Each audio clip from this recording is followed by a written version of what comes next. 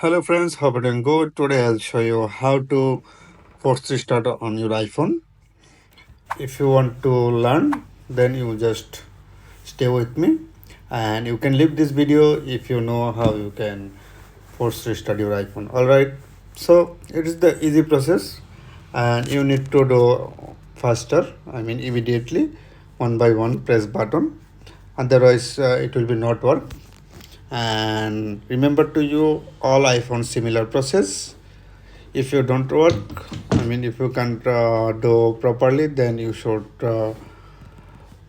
advice from any professionals. All right, so first you just press the up button, then down button, then press the side button and hold few seconds. All right, so first let's start.